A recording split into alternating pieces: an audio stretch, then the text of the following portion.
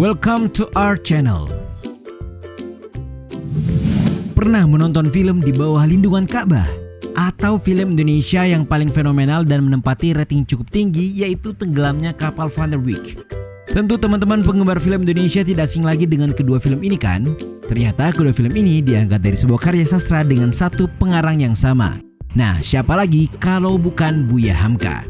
Karena itu, mari simak ulasan tentang Buya Hamka berikut ini. Tapi sebelum lanjut, kami ingatkan kembali untuk subscribe channel ini dan aktifkan lonceng notifikasi kamu untuk mendapatkan video edukatif dari Data Fakta.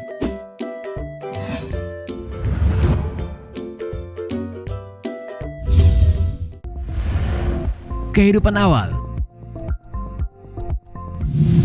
Profesor Dr. Haji Abdul Malik Karim Amrullah atau lebih populer dengan nama penanya Buya Hamka lahir pada 17 Februari 1908 di Sungai Batang, Tanjung Raya, Agam, Sumatera Barat.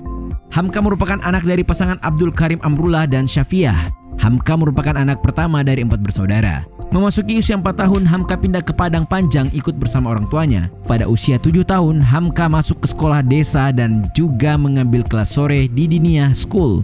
Kegemarannya pada ilmu bahasa membuatnya cepat menguasai bahasa Arab. Ayahnya lebih menekankan Hamka pada pendidikan berbasis agama, maka Hamka diberhentikan dari sekolah desa dan dimasukkan ke Tawalib.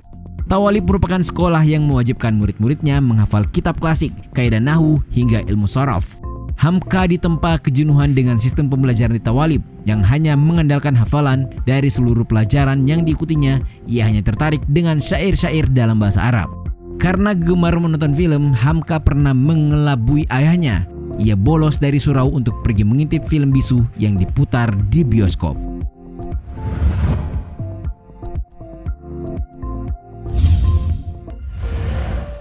Si Bujang Jauh. Suku Minangkabau merantau bukan hanya karena faktor ekonomi, tetapi juga ada faktor tradisi atau budaya. Tidak heran jika seorang Buya Hamka memilih merantau ke Pulau Jawa pada usia 15 tahun. Di sisi lain, watak seorang Hamka yang suka berkelana menempuh perjalanan jauh sendirian, hingga ayahnya memberinya julukan Si Bujang Jauh. Ini karena Hamka selalu menjauh dari orang tuanya sendiri. Di Tanah Jawa pada tahun 1924, Hamka bertemu pamannya Jafar Amrullah di Yogyakarta. Pamannya membawa Hamka belajar ke tempat Ki Bagus Hadikusumo untuk mendalami tafsir Al-Quran. Dari Ki Bagus, Hamka mengenal syariat Islam dan bergabung menjadi anggota. Setelah kembali ke Minangkabau, Hamka lagi-lagi kabur ke Mekah tanpa sepengetahuan ayahnya. Karena keterbatasan ongkos, Hamka berjalan kaki dari Maninjau ke Padang. Kemudian ia bertemu temannya Isa di Belawan. Isa lah yang membantu ongkos perjalanan Hamka. Hingga Februari 1927, Hamka berangkat dari Pelabuhan Belawan menuju Jeddah. Sesampai di Mekah, Hamka bergabung dengan perkumpulan orang Indonesia Persatuan Hindia Timur. Dari sinilah Hamka menguasai bahasa Arab dengan fasih.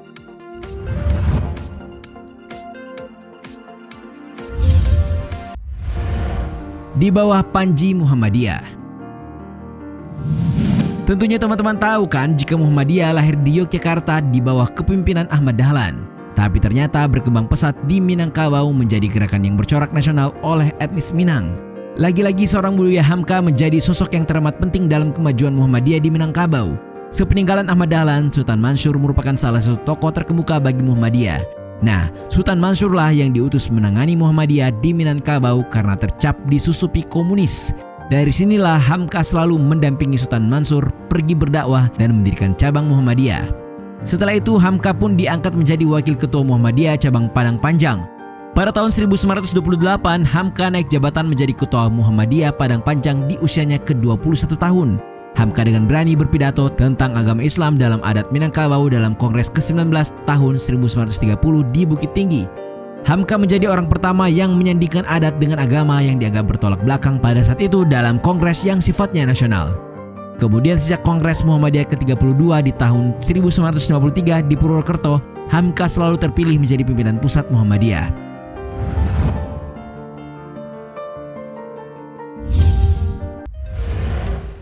Ulama multitalenta. Jika Anda memakan pinang, makanlah dengan sirih hijau. Jika Anda datang ke Minang, jangan lupa singgah ke Maninjau. Bait pantun tersebut pernah dilantunkan oleh Soekarno saat ia mengunjungi tempat kelahiran Buya Hamka.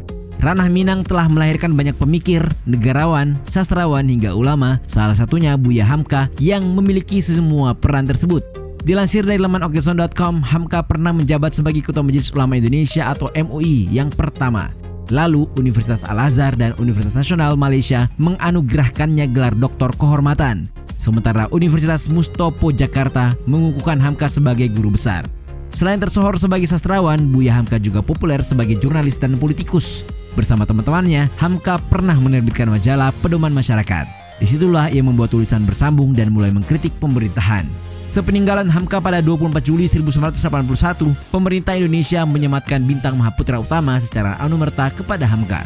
Sejak tahun 2011, Hamka ditetapkan sebagai pahlawan nasional Indonesia. Namanya diabadikan untuk perguruan tinggi Islam di Jakarta milik Muhammadiyah, yakni Universitas Muhammadiyah Hamka.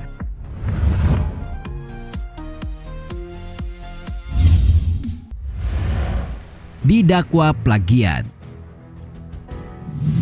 Sungguh malang nasib Zainuddin dan Hayati, cinta mereka yang tak dapat bersatu karena benteng adat dan status sosial yang tak dapat mereka lewati. Zainuddin pun sukses dan kembali menemukan Hayati di perantauannya. Namun mereka kembali dipisahkan oleh nasib Hayati yang tenggelam bersama kapal Van der Wijk yang karam di perairan Lamongan. Cerita ini telah membuat ribuan pembaca dan penonton ikut meneteskan air mata. Roman yang pertama kali terbit pada tahun 1938 ini merupakan salah satu karya sastrawan yang digolongkan angkatan Balai Pustaka, yaitu Buya Hamka. Karya tenggelamnya kapal Van der Wijk ternyata pernah menuai polemik. Dilansir dari Tirto.id pada tahun 1962, Hamka didakwa plagiat telah menjiplak Soit les Tilleuls karya pengarang Prancis Jean-Baptiste Alphonse Karr. Hamka diduga mengambilnya dari saduran penyair Mustafa Lutfi Al-Manfaluti, Magdalena di bawah naungan pohon tilia. Sehingga harian Bintang Timur lewat lembaran Lentera yang dipimpin oleh Pramudia menyerang Hamka secara terang-terangan. Beberapa sastrawan dan pembaca menuai pro dan kontra terhadap kasus tersebut. Hamka merespons dengan mengatakan bahwa caci maki dan tuduhan plagiat itu tidak akan menjatuhkan dirinya. Sementara Yudhoyono KS dalam pengantar Sejarah Sastra tahun 2006 menyebut kasus ini sebagai salah satu gerakan lembaga kebudayaan rakyat atau lekra yang agresif menyingkirkan pihak-pihak yang menurut mereka tidak sejalan dengan semangat revolusi. Hal ini merupakan tendensi politik terhadap Hamka sebagai seorang tokoh Islam. Namun Hamka tetap dikenal sebagai salah satu sastrawan yang fenomenal hingga kini. Karya-karyanya seperti Tafsir Al-Azhar, Di Bawah Lindungan Ka'bah, Merantau ke Delhi, dan karya-karya lainnya menjadi rekam jejak Hamka yang turut memajukan hasanah kesusastraan Indonesia.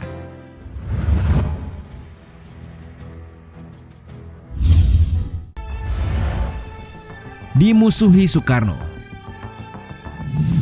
Hubungan harmonis terjalin antara Buya Hamka dengan para pemimpin bangsa. Kedalaman pemikiran Buya Hamka membuat seorang Bung Karno mengaguminya, sehingga muncul hubungan erat yang terjalin antara Bung Karno dan Hamka. Namun kemesraan ini tidak berlangsung lama. Pada tahun 1955, saat pemilihan umum untuk pertama kalinya, Soekarno mulai tak menyukai Hamka.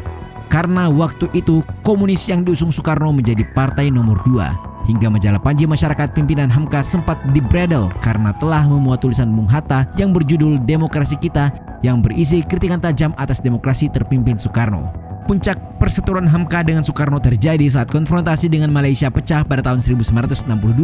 Hamka yang memiliki ikatan yang cukup kuat dengan Malaysia tidak tinggal diam.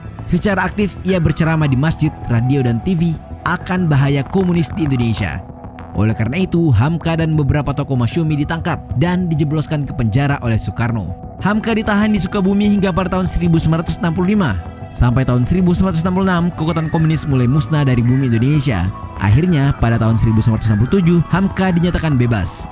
Ketika dibebaskan, Hamka merasa kondisi belum cukup aman. Maka dari itu, ia hijrah ke Malaysia. Sepulangnya dari Malaysia, Hamka mendirikan Majelis Ulama Indonesia atau MUI. Itulah tadi sejumlah fakta terkait tokoh nasional Buya Hamka. Bagaimana menurut kalian? Sampaikan di kolom komentar.